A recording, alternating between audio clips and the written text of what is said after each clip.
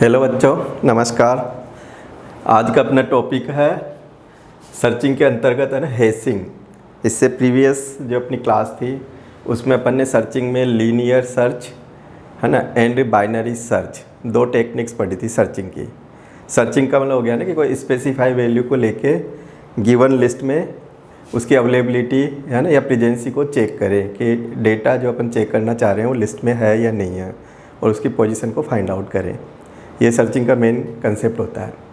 तो सर्चिंग अपन linear search में अपन पढ़ रहे थे। अब हो सकता है कि लीनियर सर्च में मान लो कि अपन को टॉपिक जो भी सर्च वैल्यू है वो फर्स्ट वैल्यू पे ही मिल गई, तो अपन है ना सर्च को वहीं पे फिनिश कर देते हैं।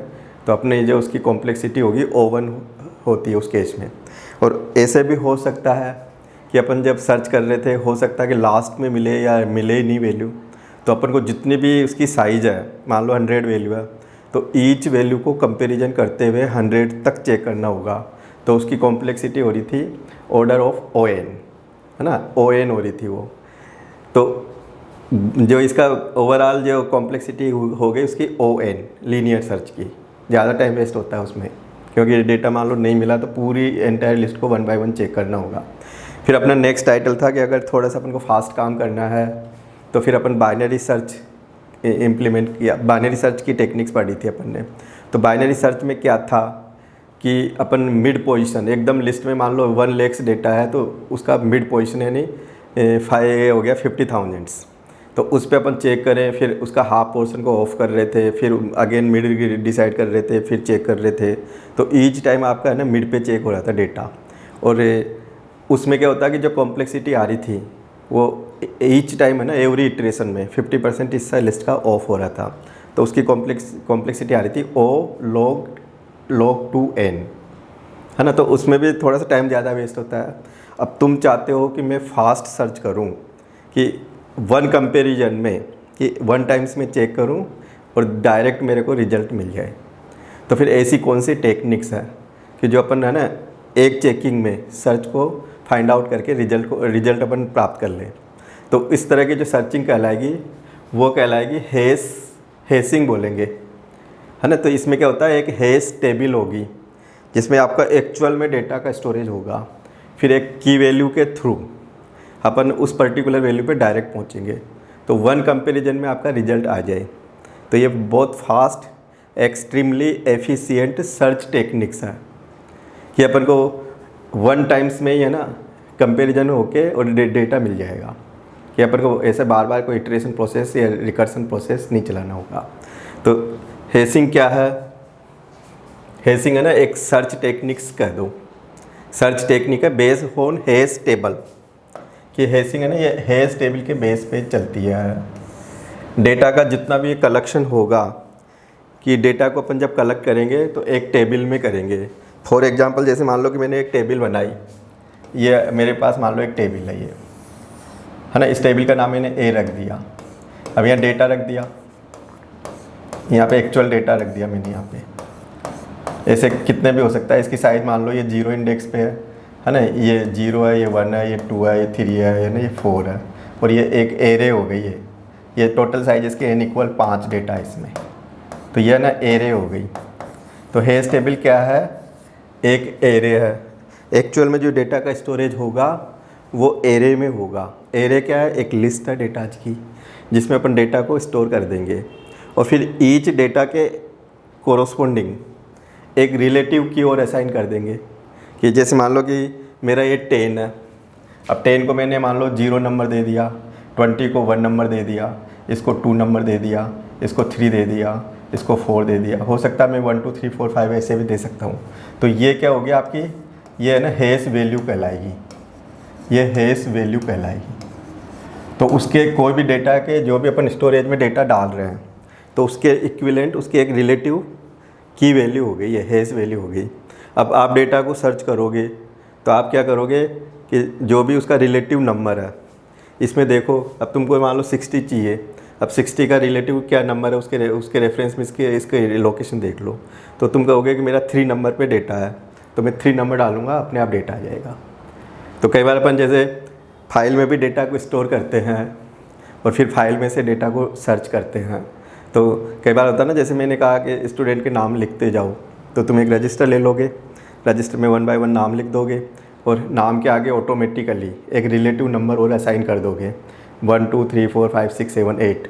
अब फिर मैं कहूँ 8 करते ही तुम उस रिलेटिव नंबर पे डायरेक्ट जाओगे और अपना डेटा को सामने रख दोगे कि ये डेटा है ना, फाइंड आउट करके शो कर दोगे डेटाज को। तो ये जो रिलेटिव की वैल्यूज़ या हेस वैल्यूज़ है जिसके बेस पे अपन टेबल से डेटा को एक्सेसिंग कर लेते हैं।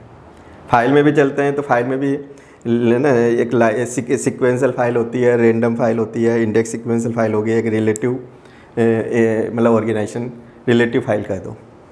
तो जैसे अपन एक ईच रिकॉर्ड के साथ में एक नंबर को एसोसिएट कर देते हैं, फिर उस नंबर से एक्सेसिंग करते हैं, तो अपन को डेटा एक सिंगल सॉर्ट में मिल जाएगा, कि सिंगल्स कंपैरिजन में ही डेटा आपको सर्च होके मिल जाएगा।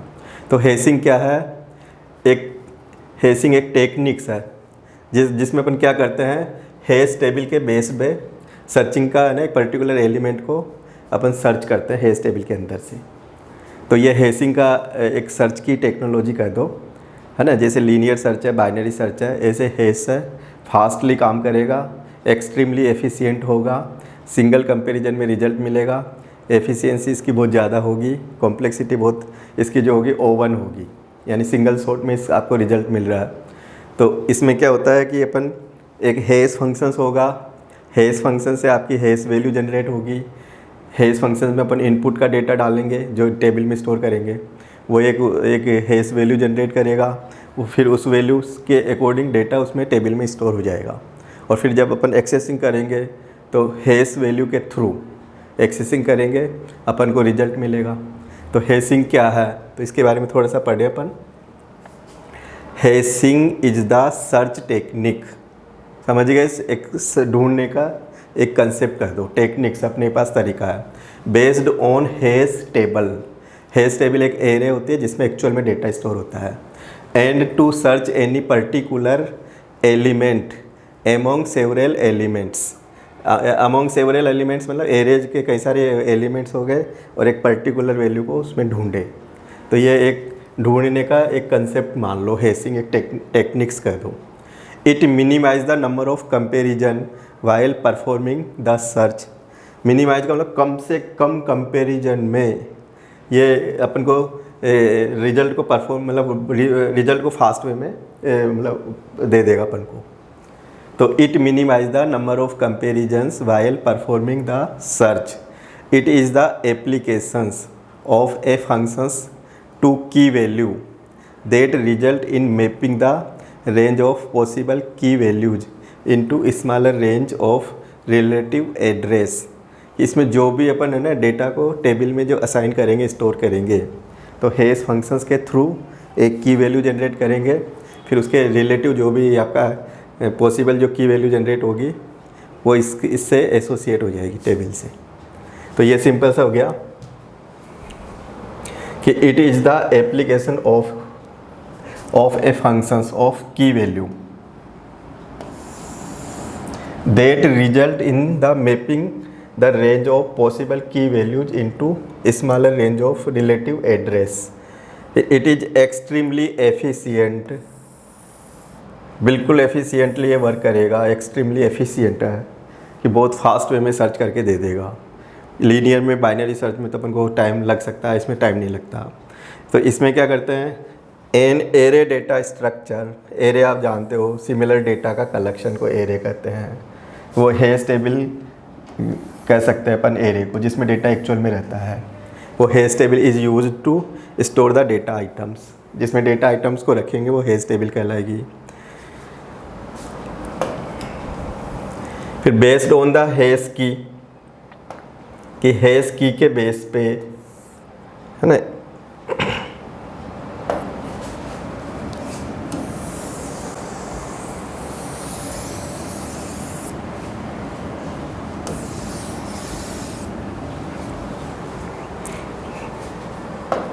तो बेस्ड ऑन द हेस की मतलब ये हेस की value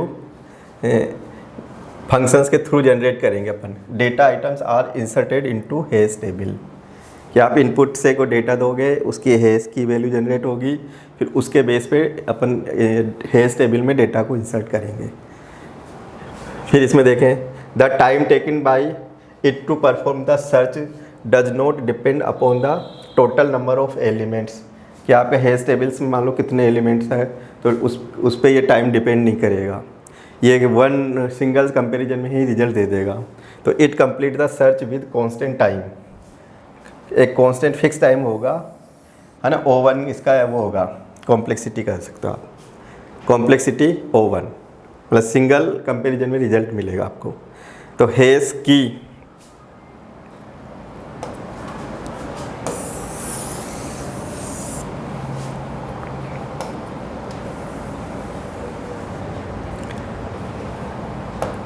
Hash key is a value which provide the index value where the actual data is likely to store in the data structure. तो hash key is value which provide the index value where the actual data is likely to store in the data structure.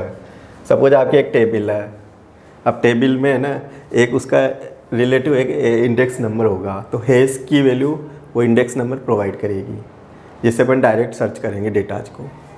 हेस की value is use to map data with index in the hash table. Hash table as array होगी और ये पूरा है ना hash value पूरा map करेगी table को, कि जैसे आप रिकॉर्ड को स्टोर करोगे अपने आप मैप हो जाएगा, उसके साथ एक इंडेक्स वैल्यू मैप हो जाएगी।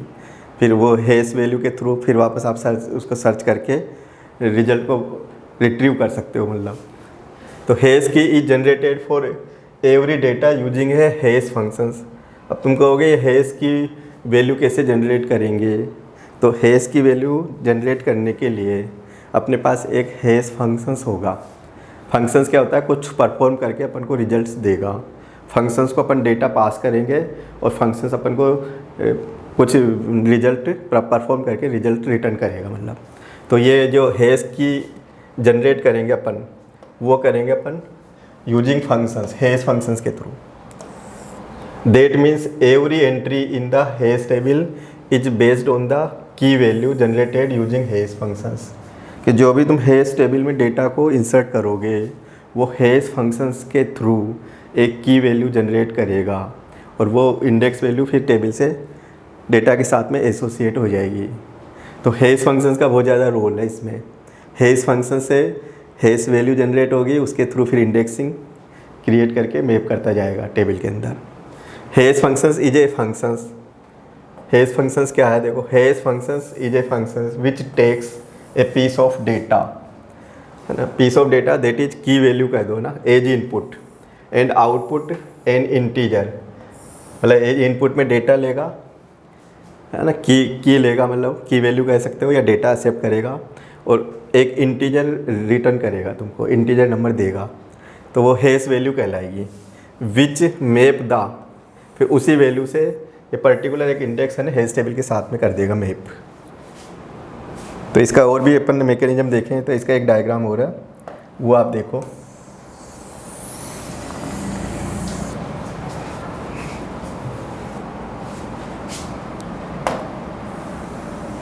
देखो ना कैसे इसका मैकेनिज्म है, एक बार इस डायग्राम को समझने की कोशिश करना कि एक्चुअल डेटा अपना यहाँ पे स्टोर होगा। ये क्या है, एरे है ना, सिंगल डी का दो या मल्टीपल कॉलम्स भी हो सकते हैं, हो सकता है नेम हो, फादर्स नेम हो, सिटी हो, पिन कोड, ऐसे मल्टीपल कॉलम्स भी हो सकते हैं। तो टेबल में एक्चुअल डेटा रहेगा, फिर टेबल के अंदर ये है ना हेस वैल्यू है या इंडेक्स वैल्यू का, तो ईच रिकॉर्ड के साथ में एसोसिएट हो गई, जैसे 0, 1 to n ऐसे कितने भी रिकॉर्ड हो सकते हैं। तो यह हेस वैल्यू है, एक्चुअल डेटा यहाँ स्टोर हो जाएगा। अब ये डेटा कैसे स्टोर होगा, तो एक्चुअल डेटा है ना, टू बी स्टोर के लिए अपन यहाँ से एक की लेते जाएंगे, मतलब इनपुट से डेटा लेते जाएंगे अपन। हेस फंक्शंस में डेटा पास होगा, यहाँ से आपका इनपुट चलेगा, है ना, यहाँ से ये इनपुट चलेगा, यहाँ से इनपुट। फिर ये क्या करेगा, ये एक फंक्शंस होगा, ये वैल्यू जनरेट करेगा, हेस वैल्यू जनरेट, ये क्या करेगा, जनरेट करेगा, ये वैल्यू जनरेट करेगा। फिर ये वैल्यू जनरेट करके क्या करेगा, ये अपने आप टेबल में मैप करता जाएगा, इंसर्ट करता जाएगा, इंडेक्स नंबर मैप करता जाएगा, उसके साथ में एसोसिएट कर देगा, है ना, और इंसर्ट करता जाएगा। तो ये वैल्यू अपने आप जनरेट करके टेबल के साथ में मैप करता हुआ इंसर्ट करता जाएगा रिकॉर्ड को। तो यह एक हेसिंग की मैकेनिज्म है।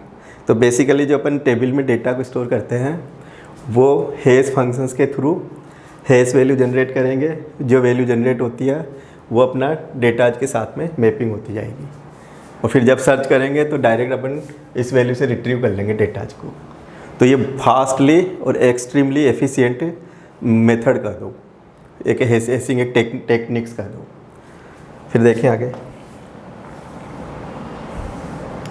अब जो हेस फंक्शंस है ना, जो अपनी ये हेस वैल्यू जनरेट करता है, तो उसके कई सारे वो हो सकते हैं, टाइप्स हो सकते हैं कि अपन अलग अलग है ना मेथड्स यूज कर सकते हैं, अलग अलग टाइप के फंक्शंस यूज कर सकते हैं।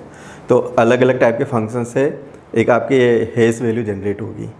अब तुमको कितने प्रकार के होते होंगे, तो अपन ज़्यादा डीपली नहीं पढ़ेंगे, अपन को ये थोड़ा सा ब्रीफ में लेना है टॉपिक। तो अपन हेस फंक्शंस है ना 6 प्रकार के होते हैं टोटल, 6 तरह के, इसमें 6 टाइप्स कह सकते हो। अब हेस फंक्शंस को देखें तो सबसे पहले होता है डायरेक्ट हेसिंग। तो डायरेक्ट हेसिंग में क्या होता है कि नो अल्गोरिथमिक है ना मैनिपुलेशंस, कोई भी अपन यहाँ कैलकुलेशन या कोई लॉजिक मैनिपुलेट नहीं करेंगे, यहाँ पे कोई लॉजिक अप्लाई नहीं करेंगे अपन, है ना। नो कोलिजन, और लिमिटेड होगा, नॉट सूटेबल फॉर लार्ज की वैल्यूज, लार्ज की वैल्यू के लिए ये सूटेबल नहीं रहेगा। फिर नेक्स्ट आप देखो मॉडुलो डिवीजन हेसिंग। मॉडुलो डिवीजन हेसिंग का मतलब होता है कि डिवीजन कोई भी है ना नंबर होगा, डेटा होगा, उसमें डिवाइड करें रिमाइंडर मॉडुलस लेके, और फिर कुछ हेस वैल्यू जनरेट करें।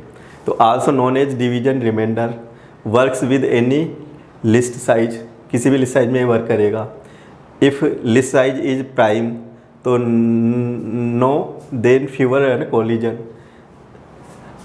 मतलब जैसे एच के मोड एन, ऐसे इसका एक हेस वैल्यू जनरेट हो जाएगी, K mod N means number of उसकी साइज कर दो लिस्ट की। हियर के इज़ द की कर दो and N is the list size कर दो। तो ये कैलकुलेशन करने का एक तरीका हो गया अपने पास, ये एक तरीका हो गया ये वाला। और तीसरा मेथड होता है मिड स्क्वायर हेसिंग, जिसमें middle of square key is squared and then address is selected from the middle of the square number. फिर problem non uniform distributions of the key, इसमें ये प्रॉब्लम्स हो सकती है। फिर नेक्स्ट होता है अपना फाइंडिंग हेसिंग। फाइंडिंग हेसिंग में भी 2 टेक्निक्स हो गई। तो एक तो होगी ये फोल्ड शिफ्ट हेसिंग और फोल्ड बाउंड्री हेसिंग। एक आपका 5th नंबर का होता है सूडो रैंडम हेसिंग, सब्ट्रैक्शन हेसिंग। तो ये डिफरेंट हेस फंक्शंस है, जिसमें आप मेनली अपन है ना 2 या 3 को थोड़ा सा माइंड में फॉलो कर सकते हैं। बाकी ऐसे 6 कैटेगरी है हेस फंक्शंस की। हेस फंक्शंस का क्या रोल है, इनपुट से अपन डेटा पास करेंगे इसमें, और ये फिर हेस वैल्यू जनरेट करेगा। हेस वैल्यू को लेके टेबल में जाएंगे, वहाँ पे इंडेक्सिंग होती जाएगी, डेटा के साथ में एसोसिएट होके मैप करता जाएगा टेबल के अंदर। तो ये एक सर्च की टेक्निक्स है हेसिंग। तो आप इस पर शॉर्ट नोट्स तो कम से कम आने ही चाहिए। फिर अपन आगे और देखें। अब अपन नया टाइटल एक और ले लेते हैं। हेसिंग आपकी सर्चिंग का टॉपिक यहाँ पे एंड हो जाता है। अब नेक्स्ट टॉपिक होता है अपना सर्चिंग के साथ साथ सॉर्टिंग का टॉपिक भी होता है अपना एक।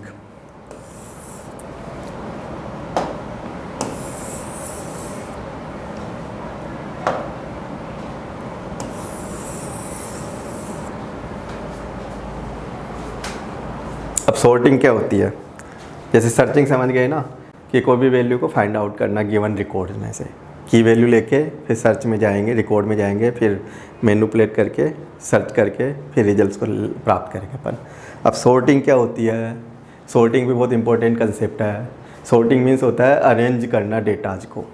अरेंज मीन्स एक सीक्वेंस में पर्टिकुलर ऑर्डर में, है ना, या सीक्वेंस में अरेंज कर दो। अब सीक्वेंस क्या हो सकता है, या तो होता है इंक्रीजिंग ऑर्डर, है ना, या अल्फ़ाबेटिकल ऑर्डर, या फिर डिक्रीजिंग ऑर्डर, या Z to A वाला ऑर्डर। तो अपने पास सॉर्टिंग के 2 अपने पास वो हो सकते हैं, मतलब मेथड्स। एक तो असेंडिंग जिसमें increasing order, descending decreasing order. तो सॉर्टिंग क्या होता है, अरेंज करें, एक प्रोसेस कर दो सॉर्टिंग में जिसमें डेटा को अरेंज करेंगे इन ए सीक्वेंस या ऑर्डर्ड में भी असेंडिंग और डिसेंडिंग। तो सॉर्टिंग क्या है, is the process of arranging the data in sequence और ऑर्डर। सीक्वेंस आप समझ गए, क्रम, कि पूरा एक प्रॉपर ऑर्डर में डेटा को अरेंज कर दो। तो एक प्रोसेस कर दो डेटा को अरेंज करने का, या ऑर्डर में सेट कर दो। सीक्वेंस में भी असेंडिंग और डिसेंडिंग, आपका सीक्वेंस असेंडिंग हो सकता है, डिसेंडिंग हो सकता है ना, जिसको अपन हिंदी में बोलते हैं ना आरोही क्रम और अवरोही क्रम, घटता हुआ क्रम, बढ़ता हुआ क्रम। तो ये सॉर्टिंग के बेस पे बहुत सारी कैलकुलेशन होती है बाद में। फिर असेंडिंग ऑर्डर क्या होता है, ascending order is increasing order, है ना, in numeric value and alphabetical order कर दो इन कैरेक्टर्स में। जैसे 2, 5, 6 ये आपका इंक्रीजिंग ऑर्डर हो गया, A to Z आपका ये अल्फ़ाबेटिकल ऑर्डर हो गया। डिसेंडिंग ऑर्डर क्या होता है, decreasing order in numeric value का एक डिक्रीजिंग ऑर्डर कर दो, है ना, एक अल्फ़ा रिवर्स ऑर्डर कर दो अल्फ़ाबेट में, जैसे 9, 8, 7, 2, 1 और ZY, है ना, उल्टा ऑर्डर कर दो। तो 2 ऑर्डर मेनली अपन यूज़ कर सकते हैं। फिर अब सॉर्टिंग देखें कितने प्रकार की होती है। सॉर्टिंग में बेसिकली है ना 2 प्रकार की होगी अपने पास। ये क्वेश्चन कई बार आता है ना, ये वाला इंटरनल सॉर्टिंग, एक्सटर्नल सॉर्टिंग।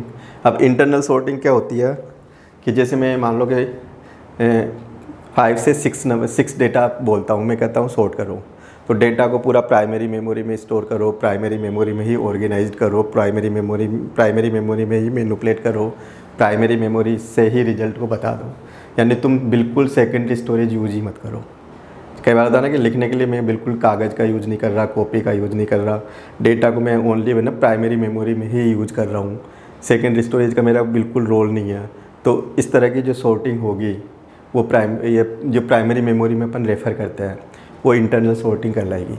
इसमें सेकेंडरी मेमोरी को बिल्कुल अपन यूज में नहीं ले, वो आपकी इंटरनल सॉर्टिंग कहलाएगी। तो डेटा जो ऑर्गेनाइज्ड होगा, डेटा जो प्रोसेस होगा, रिजल्ट जो स्टोर होगा वो टोटल ही प्राइमरी मेमोरी में होगा।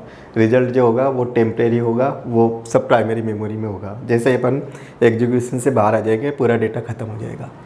और एक्सटर्नल सॉर्टिंग क्या होती है कि एक्सटर्नल सॉर्टिंग जो होगी वो कुछ डेटा, जैसे लार्ज डेटा है तुम्हारे पास, मान लो मेरे पास है ना 50,000 डेटा है। अब तुम कहोगे मेरी मेमोरी में तो नहीं आ पाएगा, तो फिर मैं कहूँगा तुम है ना अपनी कोई भी टेक्स्ट बुक में या अपने है ना स्टोरेज डिवाइस में रख लो। फिर स्टोरेज डिवाइस से पार्ट में डेटा को निकालते जाओ और सॉर्ट करते हुए रीअरेंज करके वापस रखते जाओ। तो जहाँ पे सेकेंडरी स्टोरेज का कुछ पोर्शन अगर यूज हो जाता है प्राइमरी के साथ साथ, तो वो आपकी एक्सटर्नल सॉर्टिंग कहलाएगी। तो एक्सटर्नल सॉर्टिंग अपन डायरेक्ट सेकेंडरी स्टोरेज से यूज कर लेते हैं अपन, है ना, एक्जुलरी डिवाइस कर दो। तो in external sorting when the data to be stored is so large तो that some of data is present in the main memory and some kept in secondary memory. इसमें डेटा पूरा primary memory में रहेगा। फिर और देखो, इसमें secondary memory बिल्कुल यूज नहीं होती। Data come and go through the disk पर फाइल होगी, वहीं से डेटा आएगा और वहीं पे सॉर्ट होके चला जाएगा। जैसे डेटाबेस के अंदर अपन सॉर्टिंग करते हैं अपन। They are temporary in nature, they are permanent in the nature. इसमें एक बार सॉर्टिंग हो गई तो डेटा पूरा सेव हो गया, कभी भी देखोगे सॉर्टेड ऑर्डर में मिलेगा। इसमें जो टेम्परेरी होगी, अगर डेटा को सॉर्ट कर दिया, देख लिया रिजल्ट, बाहर आ गए तो डेटा पूरा लॉस्ट हो जाएगा।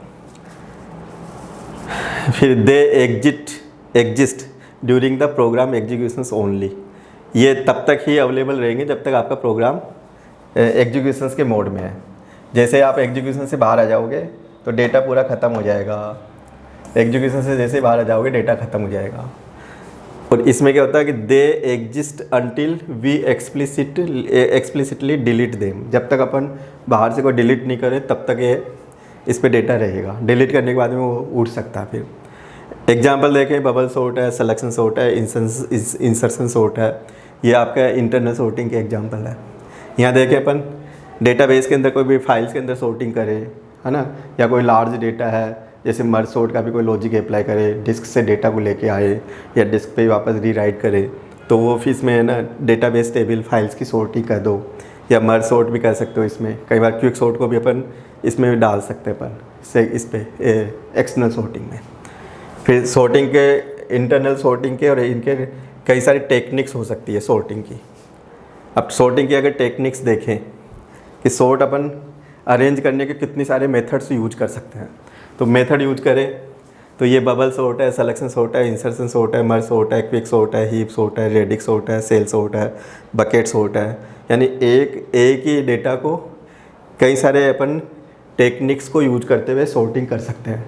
तो इन सब में डिफरेंट सबके एल्गोरिथम्स है, डिफरेंट इन सबके कंसेप्ट है, डिफरेंट इनकी सबकी कॉम्प्लेक्सिटी है।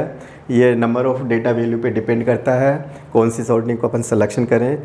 लार्ज डेटा है तो हो सकता है क्विक सॉर्ट ज़्यादा एफिशिएंट रहे, है ना, या हो सकता है अपना मर्ज सॉर्ट ज़्यादा फास्टली चले। डेटा की साइज़ अगर कम है तो हो सकता है बबल सॉर्ट टेक्निक्स यूज कर लें, सिलेक्शन सॉर्ट को यूज कर लें। तो हर सॉर्टिंग में डिफरेंट लॉजिक आएंगे, डिफरेंट इनके है ना मैनिपुलेशन चलेंगे और इनकी सबकी कॉम्प्लेक्सिटी अलग अलग होगी। डेटा पे डिपेंड करेगा कि कौन सी सॉर्टिंग सूटेबल है, कौन सी नहीं है। तो इनको अपन नेक्स्ट ट्यूटोरियल क्लास जो लेंगे 1 बाय 1 एक सॉर्टिंग को डीपली नेक्स्ट ट्यूटोरियल में मैं लेता हुआ इनको समझाऊंगा। तो आज की क्लास में यहीं पे एंड करता हूँ, है ना। तो इतना ही लेके ख़त्म करें। Thank you.